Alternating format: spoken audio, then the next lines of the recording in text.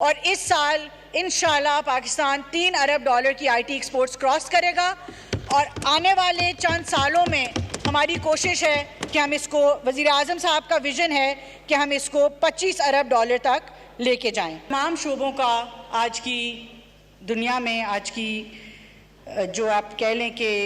दुनिया की जितनी भी इकॉनमीज़ हैं उसमें तमाम शोबों का इन्हिसार जो है वो आईटी पर है। और आईटी एक ऐसा शोबा है जिसके अंदर हमें सियासत से बालातर होकर यकजहती, इत्तेफाक व इत्तेहाद के साथ आगे बढ़ना होगा और पाकिस्तान को उन ममालिक की सफ़ में खड़ा करना होगा जो इस शोबे में आज तरक्की कर चुकी हैं। इसमें हमारा जो सबसे बड़ा असासा है, जो हमारी नौजवान बच्चे और बच्चियां हैं,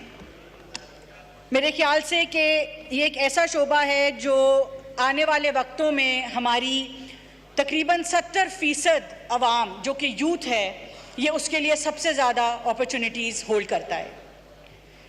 जब हम आईटी की बात करते हैं और नौजवानों की बात करते हैं तो इसमें सबसे पहले जो बात हमारे जहन में आती है वो आईटी की स्किल्स की बात आती है। और आईटी ट्रेनिंग्स में जो आईटी का हुनर है वो एक ऐसा, मैं दोहराऊंगी कि एक ऐसा शोबा है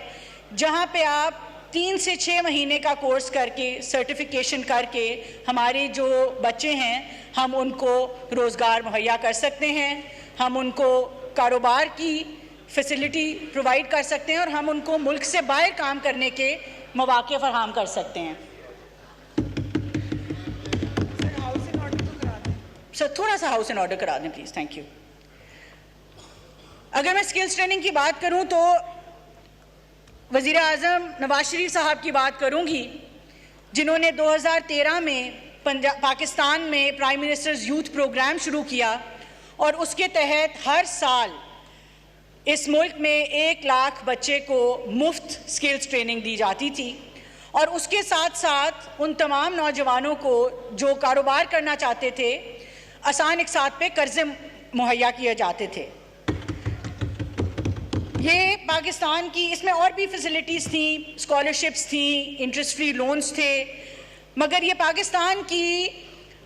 पहला कॉम्प्रिहेंसिव यूथ प्रोग्राम था जो फेडरल लेवल पे लॉन्च किया गया। इससे भी पहले अगर चले जाएं तो वज़ीर आला शहबाज शरीफ साहब पंजाब में लैपटॉप्स दिया करते थे,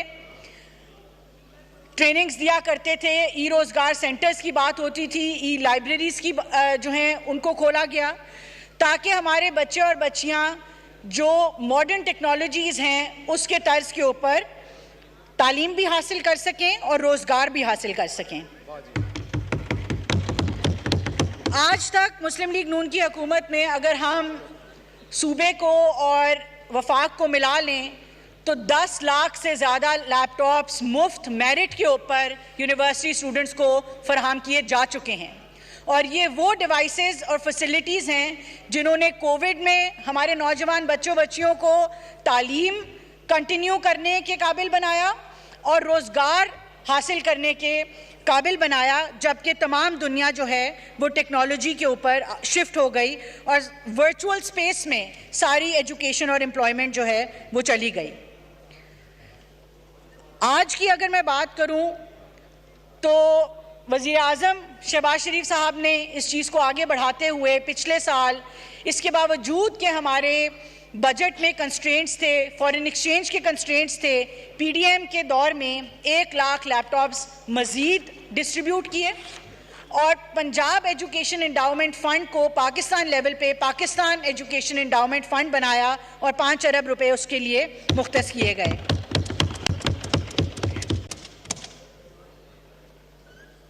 जहाँ तक पिछले साल की बजट की बात है जो शहबाज शरीफ साहब दे के गए, उसी के अंदर 250 ई रोज़गार सेंटर्स का बजट रखा गया, उसी के अंदर 10 अरब रुपए बच्चों की स्किल्स ट्रेनिंग के लिए, जिसमें 75% आईटी ट्रेनिंग्स थी, उनके रखे गए।